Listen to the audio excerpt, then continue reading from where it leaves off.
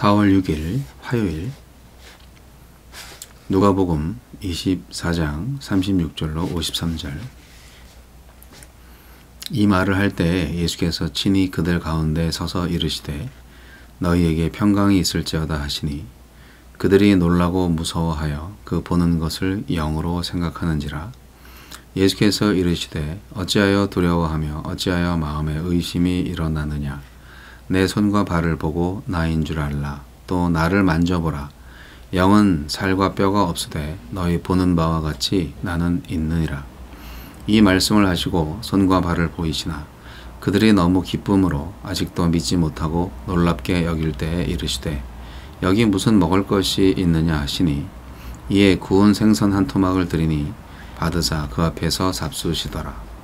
또 이르시되 내가 너희와 함께 있을 때 너희에게 말한 바 곧 모세의 율법과 선지자의 글과 시편에 나를 가리켜 기록된 모든 것이 이루어져야 하리라 한 말이 이것이라 하시고 이에 그들의 마음을 열어 성경을 깨닫게 하시고 또 이르시되 이같이 그리스도가 고난을 받고 제3일에 죽은 자 가운데서 살아날 것과 또 그의 이름으로 죄사함을 받게 하는 회개가 예루살렘에서 시작하여 모든 족속에게 전파될 것이 기록되었으되 너희는 이 모든 일의 증인이라. 볼지어다 내가 내 아버지께서 약속하신 것을 너희에게 보내리니 너희는 위로부터 능력으로 입혀질 때까지 이 성에 머물라 하시니라. 예수께서 그들을 데리고 베다니 앞까지 나가사 손을 들어 그들에게 축복하시더니 축복하실 때에 그들을 떠나 하늘로 올려지시니 그들이 그에게 경배하고 큰 기쁨으로 예루살렘에 돌아가 늘 성전에서 하느님을 찬송하니라. 너희는 이 모든 일의 증인이라.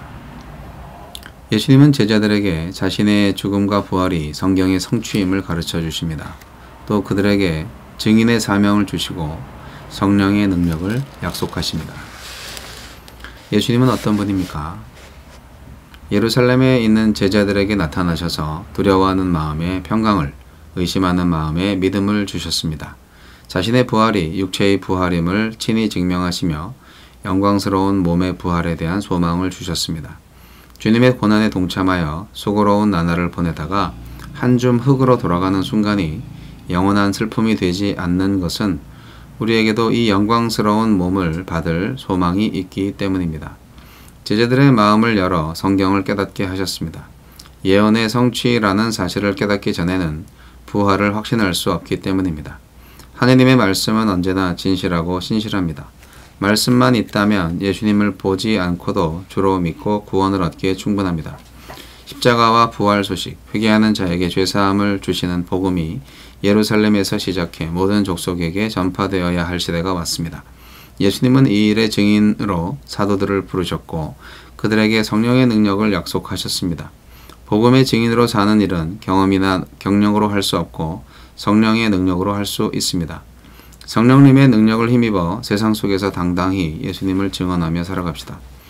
마리아의 잔가에서 울려 퍼졌듯이 예수님의 승천은 예수님을 반대하고 처형한 세상의 결정을 하늘 법정이 뒤엎고 그분에게 하늘 보좌 우편에 앉을 지위를 돌려드린 사건이었습니다. 그 주님이 세상에 남을 제자들에게 복을 빌어주셨습니다.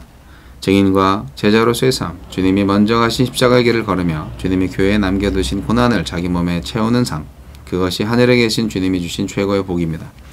누가복음은 밤낮 성전에서 경배하며 그리스도를 기다리던 안나의 이야기로 시작하여 성령을 기다리며 기쁨으로 경배하는 제자들의 이야기로 끝났습니다. 이 이야기는 성전에 모인 교회의 기쁨 넘치는 경배와 찬양으로 이어질 것입니다. 성전인 우리 공동체에도 주님의 재림을 기다리며 드리는 기쁜 경배와 찬양이 가득하길 기도합시다. 주여, 이 땅에서 주어진 사명을 성령의 능력을 힘입어 끝까지 잘 감당하게 도와주소서.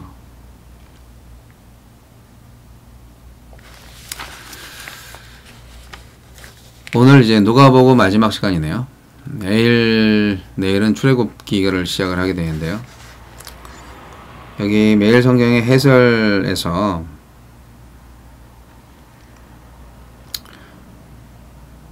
주님이 세상에 남을 제자들한테 복을 빌어주셨다. 예, 이거는 약간 좀 이상한 표현이죠. 주님은 하나님이시기 때문에 복을 빌어주시는 분이 아니에요. 복을 주시는 주체이시죠. 네, 물론 이제 예수님이시니까 당연히 이제 복을 빌어주실 수 있죠.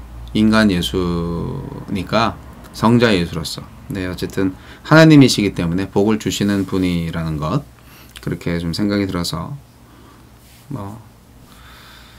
좀 그런 표현이라는 거를 좀 말씀드리고요. 그리고 증인과 제자로서의 삶, 이건 당연히 복이죠.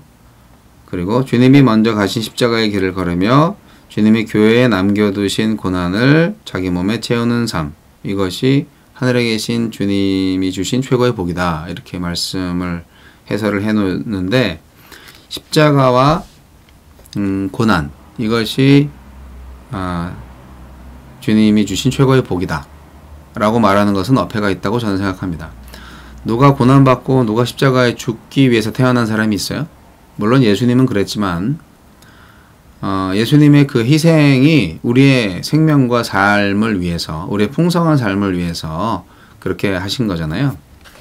그렇기 때문에 이게 개념적으로 그러한 십자가와 고난을 받는 것에 대한 어떤 비장한 마음의 표현이 이게 문학 작품으로서, 기록으로서, 글과 말로서만 존재할 때는 아름다울 수 있는데 현실 세계 안에서는 굉장히 힘들고 어려운 일이죠.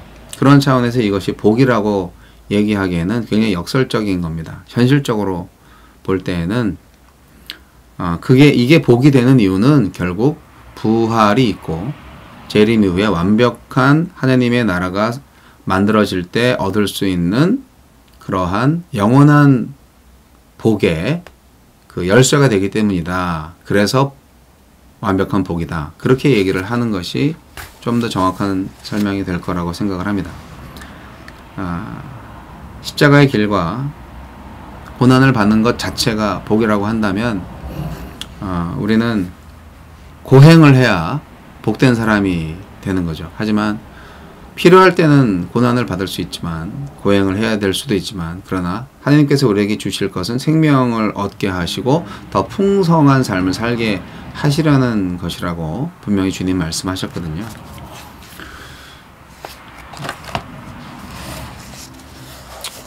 예수님은 부활하신 이유가 있습니다. 부활하신 예수님의 임재와 말씀은 두려워하는 제자들한테 평강을 주기 위해서고, 의심하는 자들한테는 믿음을 주기 위해서. 부활했지 않냐? 이제 믿어라. 나 부활했지 않냐? 평화해라. 편안해라. 주님은 육체로 부활하셨어요. 이게 엄청난 일이죠.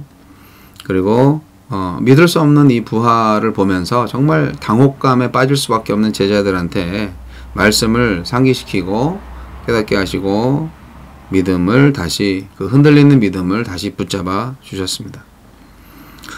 성경을 깨닫기 전까지 빈 무덤과 여인들의 증언, 또 부활하신 예수님의 등장을 보고도 부활을 믿거나 확신하지 못했던 제자들, 참 이렇게 부활 신앙은 과거의 실패에 얽매이지 않고 현재가 전부인 듯한 탐욕을 버리고 불확실하고 불확정적인 미래에 대한 두려움을 떨치라고 도전하는, 바로 그것이 부활신앙입니다.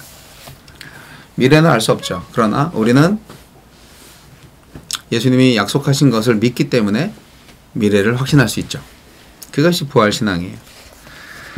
그래서 이 부활신앙을 통하여서 담대하게 우리가 예수님의 증인이 될 수가 있는 것이고, 또한 부활하신 예수님을 믿음으로써 우리는 우리의 삶의 사명감을 확실하게 가질 수 있게 되는 것이죠. 이 땅에 남겨주신 그 제자들의 모습이, 제자들의 존재가 바로 교회입니다. 교회의 사명이 뭡니까? 네, 교회의 사명. 교회의 사명. 증인이죠, 증인. 너희는 이 모든 일의 증인이라. 네. 48절이죠. 볼지어다 내가 내 아버지께 약속하신 것을 너희에게 보내리니. 이것은 성령이죠. 능력의 성령입니다.